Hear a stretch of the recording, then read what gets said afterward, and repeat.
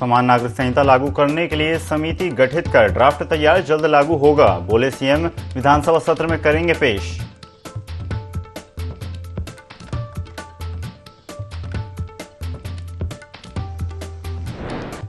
मुख्यमंत्री पुष्कर सिंह धामी का कुमाऊं दौरा, सोमेश्वर में आपदा प्रभावित क्षेत्रों का करेंगे निरीक्षण, क्षेत्र के विकास कार्यों को लेकर भी अधिकारियों के साथ करेंगे समीक्षा।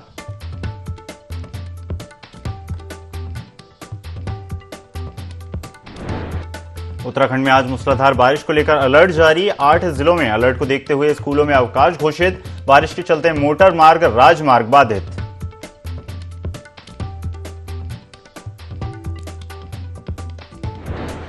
नौकरी के नाम पर ठगी करने वाले आरोपी को पिथौरागढ़ पुलिस ने किया गिरफ्तार, डाक विभाग में नौकरी लगाने के नाम पर 1.54 करोड़ की ठगी, आरोपी पर 10,000 का इनाम था घोषित।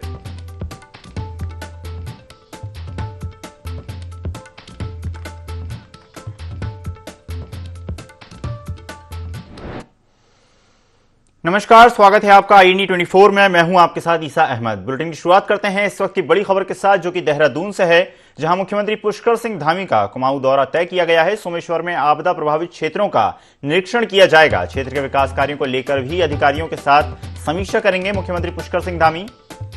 देहरादून से ये बड़ी खबर आपको बता रहे हैं।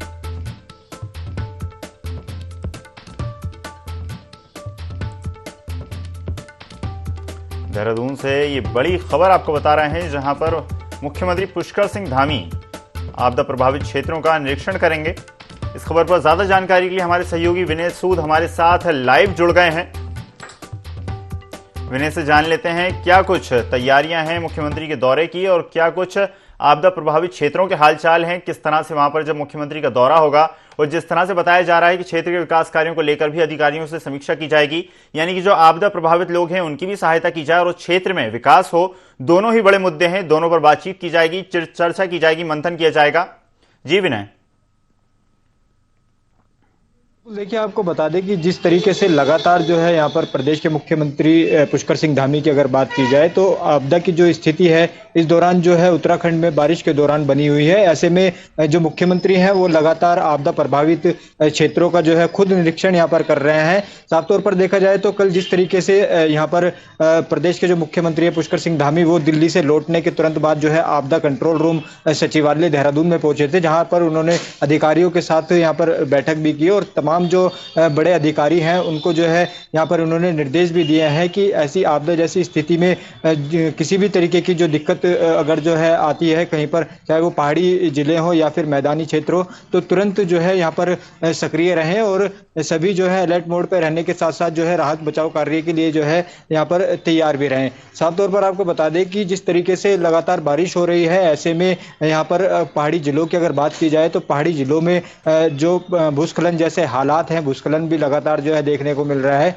जिससे काफी जो है लोगों की यहाँ पर मृत्यु की बात की जाए तो उनकी मौत भी जो है यहाँ पर हो चुकी है। तो ऐसे में देखा जाए तो उत्तराखंड सरकार पूरी तरीके से प्रयासरत है कि लोगों के लिए जो है किस तरीके की जो व्यवस्थाएं हैं वो करनी है।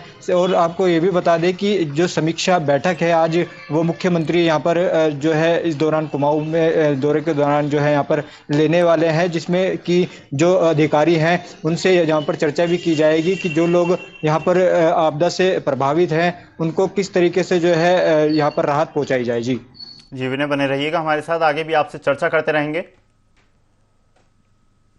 चलिए तो रुख करते हैं देहरादून से आ रही बड़ी खबर का, जहां मुख्यमंत्री पुष्कर सिंह धामी आज जाएंगे बागेश्वर उपचुनाव में भाजपा की तैयारियों को देंगे धार। भाजपा कार्यालय से पार्टी कार्यकर्ताओं को संबोधित भी करेंगे। बड़ी संख्या में दूसरे दलों के नेता आज भाजपा में शामिल भी हो सकते हैं। ये बड़ी खबर है देहरादून से। मुख्यमंत्री पुष्कर सिंह धामी बागेश्वर जाएंगे और बड़ी संख्या में आज कई सारे अन्य दलों के लोग भारतीय जनता पार्टी में शामिल हो सकते हैं। कई सारे कयास भी लगाए जा रहे हैं। कार्यकर्ताओं को इस दौरान संबोधित भी करेंगे मुख्यमंत्री पुष्कर सिंह धामी। बड़ी संख्या में दूसरे दलों के नेता जिस तरह से कयास लगाए जा रहे थे, उन कयासों पर आज रोक लग सकती है। कई सारे दूसरे दल के नेता भारतीय जनता पार्टी का दामन थाम सकते हैं। और इस खबर पर ज्यादा जानकारी के लिए हमारे सहयोगी विनय सूद लगातार हमारे साथ जुड़े हुए हैं।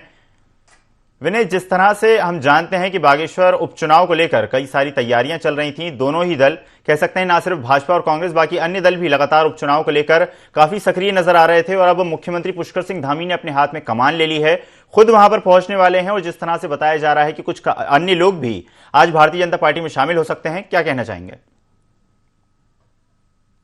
जी बिल्कुल, देखिए आपको बता दें कि जिस तरह से बागेश्वर उपचुनाव है वो यहाँ पर 5 सितंबर को होना है, जिसको लेकर के यहाँ पर साफ तौर पर देखा जाए तो जिस तरीके से अब जो आगे की रणनीति है वो बीजेपी ने पूरी तरीके से तैयार कर ली है और जिस यहाँ पर साफ तौर पर देखा जाए तो जो दूसरे जो दल हैं, चाहे वो यहाँ पर बड़े दल की अगर बात की जाए, कांग्रेस की बात की जाए, या फिर इसके अलावा जो दल है निर्दलीयों की जो प्रत्याशी हैं वो भी इस दौरान यहाँ पर जो है लाइन में लगे हुए हैं। तो साफ तौर पर देखा जाए तो किस तरीके से जो है ये इस चुनाव को जो जीतना है, क्या कुछ इसमें रणनीति के तहत जो है बीजेपी कार्य करने वाली है, इसको लेकर के भी जो है यहाँ पर प्रदेश के मुख्यमंत्री खुद जो है यहाँ पर बागेश्वर उपचुनाव के दौरान जो है बागेश्वर में इस दौरान यहाँ पर पहुंचने वाले हैं, जहां पहुंचकर वो वहां पर जो लोग वहां से उनके साथ में इस पार्टी को, बीजेपी को जो ज्वाइन करेंगे, उनको यहाँ पे ज्वाइन कराने का जो कार्य है वो यहाँ पर किया जाएगा। साथ ही साथ यहाँ पर बात की जाए तो नगर पालिका अध्यक्ष के साथ ही जो है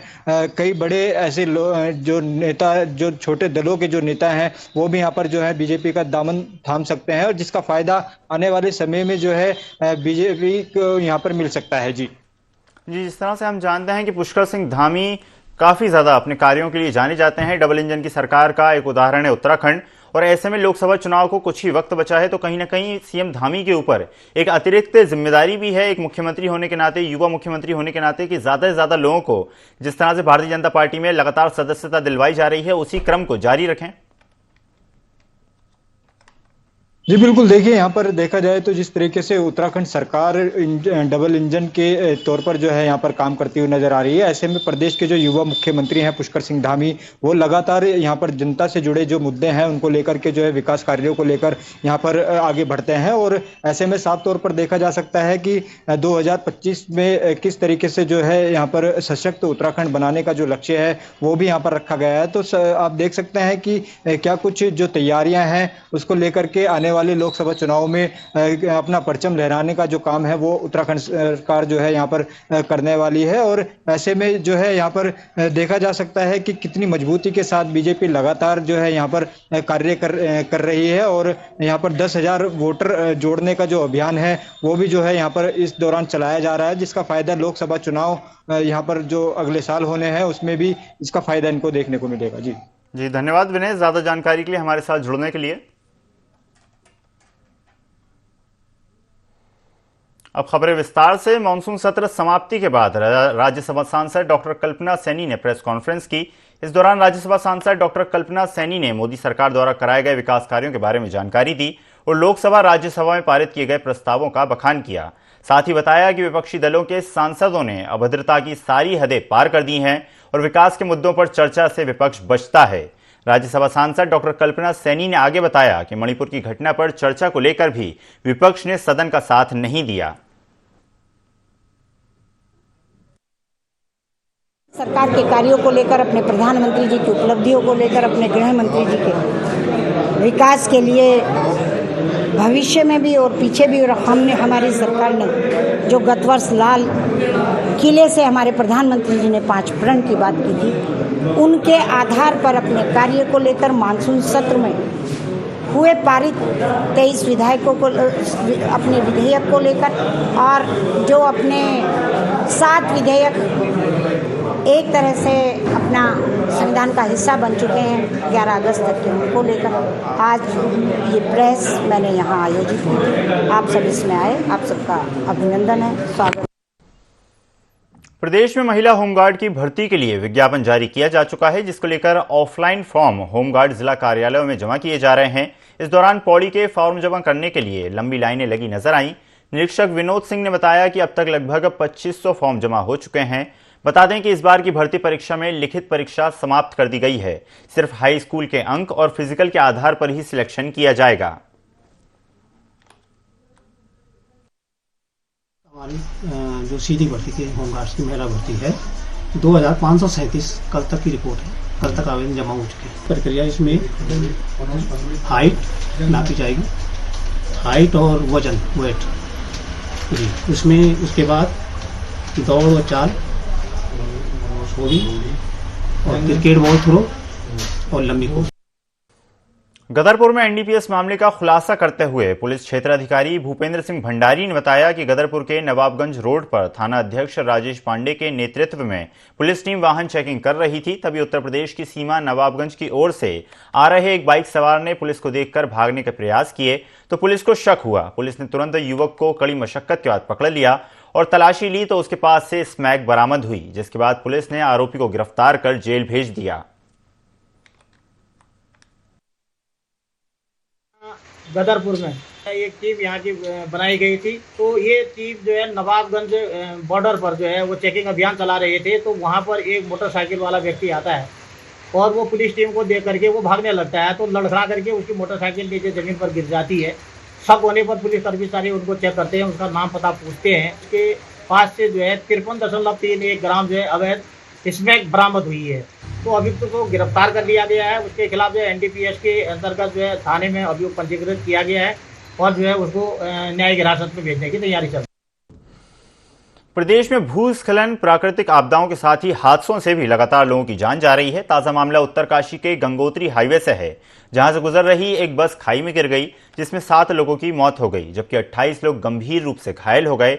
बता दें कि यहां पर यह पहली घटना नहीं है, इससे पहले भी बहुत डरावने हादसे हो चुके हैं, जिसमें अधिकांश तीर्थयात्रियों की मौत हुई है। लेकिन यह घटना इस साल की सबसे बड़ी दुर्घटना है।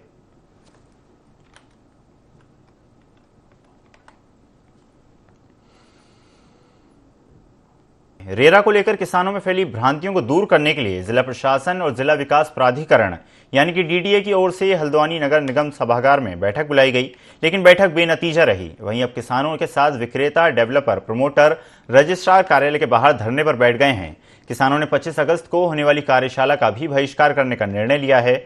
जल्द मामले में महापंचायत बुलाने का ऐलान भी किया गया है। साथ ही जनता से इस आंदोलन में एकजुट होने की अपील की गई है।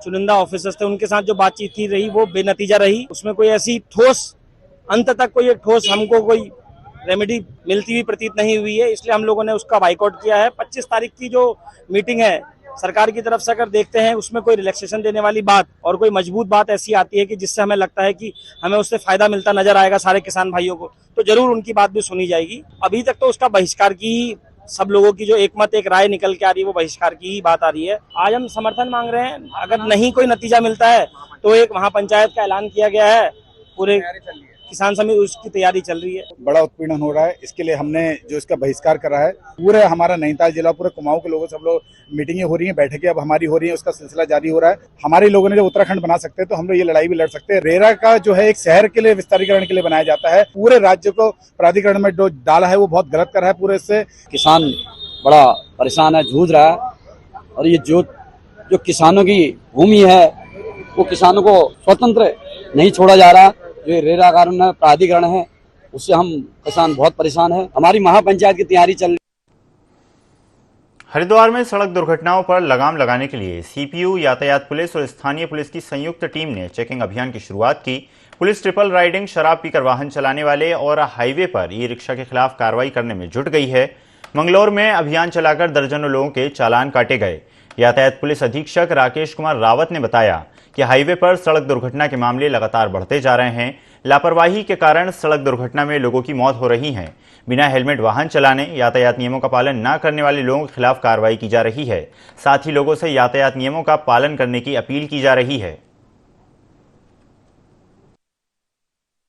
एसएसपी महोदय के निर्देशानुसार सड़क दुर्घटनाओं पर अंकुश लगाने के लिए और लोगों को यातायात के नियमों से जागरूक कराने के लिए सीपीयू, यातायात पुलिस व थाना पुलिस, स्थानीय थाना पुलिस के एक संयुक्त चेकिंग की जा रही है, जिसमें लोगों को अवेयर भी किया जा रहा है। और ये ट्रिपल राइडिंग हो गए, आपका ड्रंक एंड ड्राइव, शराब पी के जो वाहन चलाते हैं उनके खिलाफ कार्रवाई की जा रही है। अन्य सभी लोगों के खिलाफ जो भी एमवी एक्ट का उल्लंघन कर रहे हैं सभी के खिलाफ कार्रवाई की जा रही है। खास करके ई रिक्शा के खिलाफ विशेष रूप से अभियान चलाया जा रहा है। हाईवे पर ई रिक्शा का चलन बिल्कुल मना है। जैसा आप जानते हैं कि एमवी एक्ट के तहत इनकी स्पीड काफ़ी कम होती है और एक निश्चित स्पीड से ऊपर वाहन चलाना और उससे नीचे चलाना वो भी अपराध है। तो हमारा प्रयास ये है कि जो ई रिक्शा किसी भी दशा में हाईवे पे न चलें। मुख्यमंत्री पुष्कर सिंह धामी ने उत्तराखंड के पूर्व राज्यपाल अजीज कुरैशी के उस बयान की निंदा की है जिसमें अजीज कुरैशी कहते दिखे थे कि गंगा जमुना नर्मदा को मैया कहना गलत है। सीएम धामी ने कहा कि जिस मां स्वरूप नदी पर जीवन निर्भर है, ऐसे बयान का कोई मायने नहीं है।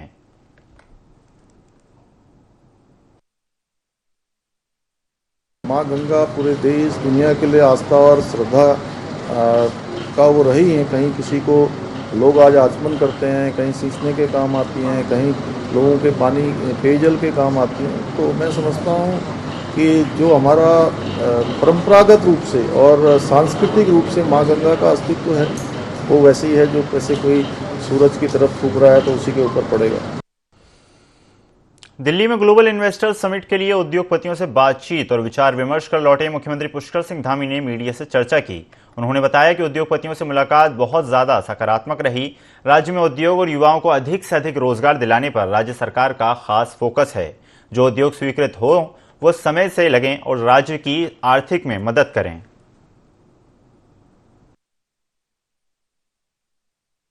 समूह के लीडर हैं, उनके साथ संवाद किया है और बड़े उत्साहजनक उनका सब वातावरण रहा है। उसमें सभी ने उत्तराखंड में आने की इच्छा व्यक्त की है, क्योंकि वैसे भी उत्तराखंड आज शांत है, निवेशकों के लिए एक उपयुक्त माहौल है। और बहुत सारी जो स्थानीय स्तर पर, राज्य सरकार के स्तर पर हमने नीतियां बनाई है, 27 नीतियां बनाई हैं जो उद्योगों के अनुकूल है। और यहाँ पर इन उद्योगों के आने से एक बड़ा रोजगार भी सृजन होगा। उद्योग हमारे यहाँ आएंगे तो निश्चित रूप से इस दिशा में जहाँ रोजगार बढ़ेगा वहीं व्यापार भी बढ़ेगा। ज्वाइंट मजिस्ट्रेट अभिनव शाह और स्वास्थ्य विभाग की टीम ने रुड़की के 2 अस्पतालों और एक अल्ट्रासाउंड केंद्र पर छापेमार कार्रवाई की। जनजीवन हॉस्पिटल और मेडविन हॉस्पिटल में छापेमार कार्रवाई की गई। जेएम अभिनव शाह ने दोनों ही अस्पताल को सील करने के निर्देश स्वास्थ्य विभाग को दिए। वहीं एक अल्ट्रासाउंड केंद्र पर भी टीम पहुंची, जहां अनियमितता मिलने पर केंद्र संचालक को नोटिस दिया गया। जेएम अभिनव शाह ने बताया कि ऐसे फर्जी तरीके से संचालित अस्पतालों पर विभाग की कार्रवाई लगातार जारी रहेगी। सीजे पहले उनको बताया कि नॉर्मल डिलीवरी होगी, फिर अभी गंदा पानी पी लिया, उनकी डिलीवरी सीजरियन कराया, बच्चे की डेथ हो गई है। वो संतुष्ट नहीं है, लेकिन वो 3 दिन से उनको डॉक्टर भी नहीं मिल पाए, तो वो कंप्लेंट कर रहे हैं। अभी हम लोग ये एक रैंडमली जांच कर रहे हैं और कुछ शिकायतें आती रहती हैं जनप्रतिनिधियों के द्वारा, आप मीडिया के द्वारा आती है कहाँ, तो हम लोग रैंडमली मार रहे हैं। ऐसा कुछ रीति की कुछ हॉस्पिटल से चल रहे हैं जहाँ पे सही से कोई डॉक्टर नहीं बैठ रहा है और अच्छे से कार्रवाई नहीं हो रही है। तो उसी क्रम में आज हमने औचक निरीक्षण करा पूरी टीम के साथ। मैंने सीएम ऑफिस से भी बुलाए थे, सीएम साहब को भी बुलाया था। तो हमने यहाँ 2 से 3 हॉस्पिटल अभी चेक करे हैं जिनमें काफ़ी अनियमितता पाई गई है। कोई भी डॉक्टर मौके पे नहीं मिला, ये प्रॉपर डॉक्यूमेंट्स नहीं दिखा पाए, तो उसको तत्काल हम उनमें जो भी आवश्यक कार्रवाई वो कर रहे हैं और सील भी कर रहे हैं साथ साथ हॉस्पिटल। जैसे कोई क्या कहते हैं बर्थ के लिए आ रखे हैं, सिजेरियन करवा रहे हैं कोई यहाँ पे, बट ये कोई नहीं बता पा रहा है कि किस डॉक्टर ने करा है और क्या उस पर वैलिड डिग्री थी कि नहीं थी। तो ये सारी चीज़ें बहुत ज़्यादा अनियमितता हैं। तो जो भी यहाँ पे ऐसे पेशेंट होंगे उनको हम सिविल हॉस्पिटल शिफ्ट करेंगे और ये तत्काल हम रूप से। लक्सर में आपदाग्रस्त लोगों को मुआवजा राशि काफी कम दी जा रही है। इस संबंध में मुख्यमंत्री और लोकसभा सांसद के अलावा राज्य के कई कैबिनेट मंत्रियों ने तमाम तरह के आश्वासन भी दिए। हरिद्वार के लोकसभा सांसद डॉक्टर रमेश पोखरियाल निशंक के प्रतिनिधि ओम प्रकाश जमदग्नी ने उनके मुताबिक केंद्र से शीघ्र एक बड़ा राहत पैकेज का संकेत दिया गया है। हरिद्वार के लोकसभा सांसद प्रतिनिधि ओम प्रकाश जमदग्नी ने बताया कि सांसद लगातार सीएम के संपर्क में हैं और सीएम भी निरंतर केंद्र सरकार के संपर्क में हैं। राज्य और केंद्र सरकारों के सहित विधायकों और सांसदों के अलावा कैबिनेट मंत्रियों के जरिए जारी की जाएगी ये सारी सूचनाएं और आश्वासन पर सरकार खरी उतरती होगी। उन्होंने निश्चित रूप से शीघ्र एक खुशी के रूप में केंद्र सरकार से राहत पैकेज मिलने के संकेत जारी किए। सांसद जी लगातार मुख्यमंत्री जी संपर्क में हैं और मुख्यमंत्री जी लगातार केंद्र के संपर्क में हैं। ये जो अभी जो चेक बांटे जा रहे हैं ये फौरी तौर पर एक राहत है, लेकिन हमें विश्वास है अपनी सरकार पर, अपने मुख्यमंत्री पर, अपने केंद्र सरकार पर, अपने सांसद पर। निश्चित रूप से एक बड़ी खुशी आपको मिलेगी और एक राहत पैकेज आएगा। कोटद्वार में रात से लगातार हो रही बारिश के कारण नदी नाले उफान पर आ गए हैं, जिसमें किशनपुरी के पास तेली स्रोत नदी में तेज बहाव में एक कार बह गई। बताया जा रहा है कि जब कार ने तेली स्रोत नदी को पार करने की कोशिश की तो इसी दौरान कार बीच नदी में जाकर बंद हो गई। कार में सवार लोगों ने बाहर निकलकर कार को नदी से बाहर निकालने की भरपूर कोशिश की, पर तेली स्रोत बढ़ने के कारण कार तेज बहाव में बह गई। गनीमत रही कि कार में कोई बैठा हुआ नहीं था और हादसा होने से टल गया।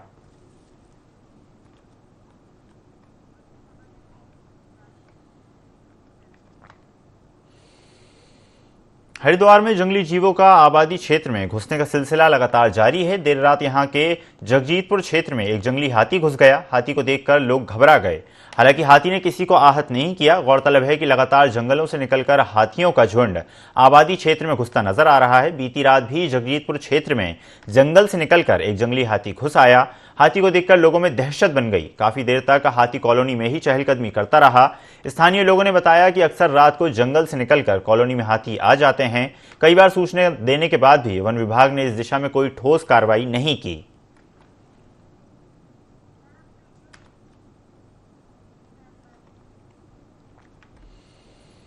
जिला मजिस्ट्रेट हरिद्वार लिखी हुई गाड़ी लेकर घूम रहे दो युवकों का स्थानीय लोगों ने झड़प का वीडियो सोशल मीडिया पर वायरल हो रहा है। वीडियो में बोलेरो कार में दो युवक बैठे हुए नजर आ रहे हैं, जिनकी कुछ लोगों से झड़प होती दिखाई दे रही है। गाड़ी के बाहर से वीडियो बना रहे लोग कार सवार युवकों पर नशे में हूटर बजाने और तेज गाड़ी भगाने का आरोप लगा रहे हैं। हालांकि पुलिस और प्रशासन के अधिकारी मामले में चुप्पी साधे हुए हैं। गाड़ी हरिद्वार जिले के किस अधिकारी की है, ये साफ नहीं हो पाया है। वहीं हरिद्वार के जिलाधिकारी ने मामले में जांच की बात कही है।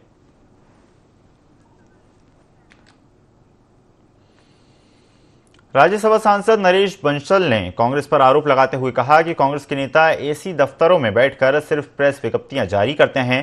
कांग्रेस के नेता जनता के बीच कभी दिखाई नहीं देते। उन्होंने कहा कि उत्तराखंड में आपदा हर साल आती है, लेकिन सरकार तुरंत सक्रिय होकर सभी राहत बचाव कार्य करती है। प्रदेश के मुख्यमंत्री हों या मंत्री, सभी आपदाग्रस्त क्षेत्रों का लगातार दौरा करते हैं, जबकि कांग्रेस के नेताओं का काम सिर्फ बयानबाजी करना है। और कांग्रेस के नेता केवल एसी में बैठकर के विज्ञप्ति जारी करते हैं, कभी जनता की सेवा के लिए, जनता के सहयोग के लिए, जनता के बीच में दिखाई नहीं पड़ते। आपदा का दौर है, हम सब जानते हैं, और उत्तराखंड में आपदाएं प्रतिवर्ष आती हैं, पर सरकार तुरंत सक्रिय होकर के राहत के कार्य को करती है। हमारे यशस्वी मुख्यमंत्री श्री पुष्कर सिंह धामी जी स्वयं समय समय पर ग्राउंड जीरो पर जाते हैं, जायजा लेते हैं। हमारे मंत्री जाते हैं, हमारी पार्टी के प्रदेश अध्यक्ष जाते हैं, लेकिन वो केवल विज्ञप्ति जारी करते हैं और कुछ नहीं। नैनीताल हाईकोर्ट ने पूरे प्रदेश में राजमार्गों और सड़कों के किनारों से सरकारी और वन भूमि से अवैध अतिक्रमण हटाने के आदेश जारी कर दिए हैं, जिसके बाद सूबे की अंतिम सरहदी नगर जोशीमठ का तहसील प्रशासन भी हाईकोर्ट के आदेशों का पालन हेतु सक्रिय हो गया है। तहसील प्रशासन ने यहां पालिका प्रशासन, पुलिस के संयुक्त टीमों ने एसडीएम जोशीमठ कुमकुम जोशी के दिशा निर्देशन में जोगीधारा, पैनी, जोशीमठ, सिंहधार, निरसिंह मंदिर क्षेत्र से लेकर मारवाड़ी विष्णुप्रयाग तक जल प्रताप जबरदस्त अतिक्रमण हटाओ अभियान शुरू किया। अवैध अतिक्रमण हटाओ अभियान पर मोर्चा संभाले हुए एसडीएम जोशीमठ कुमकुम जोशी ने बताया कि माननीय हाईकोर्ट के आदेश अनुसार ही हाईवे के किनारे बने अवैध अतिक्रमण को चिन्हित कर उसे हटाने की कार्रवाई में अमल किया जा रहा है। हाईकोर्ट के आदेश हैं कि जितनी भी जगह हाईवेज हैं उनके किनारे जो अवैध अतिक्रमण हुए हैं उनको तत्काल रूप से हटाया जाए। उसी के क्रम में आज जोशीमठ नगरपालिका क्षेत्र में अभियान चलाया गया, जिसमें नगरपालिका की सीमा जहां से शुरू होती है और जहां तक समाप्त होती है वहां पर समस्त अतिक्रमण हटाए जाते हैं। जनपद उत्तरकाशी आई फ्लू के बाद अब रहस्यमय बुखार और डायरिया फैल रहा है। इस बुखार का सबसे ज्यादा असर बच्चों पर हो रहा है। चिकित्सकों का कहना है कि मौसम में आए बदलाव के कारण ये बुखार तेजी से फैल रहा है। साथ ही एक वायरल बुखार है जो एक से दूसरे के संपर्क में आने के बाद फैलता है। इससे बचाव के लिए पानी उबालकर पिएं, साफ सफाई का विशेष ध्यान रखें। जनपद के कई स्कूलों में छात्र इस बुखार की चपेट में आए हैं। इस समय चिकित्सालय तैयारियों में जुट गया है ताकि आवश्यकता होने पर अतिरिक्त वार्डों की व्यवस्था बनाई जा सके।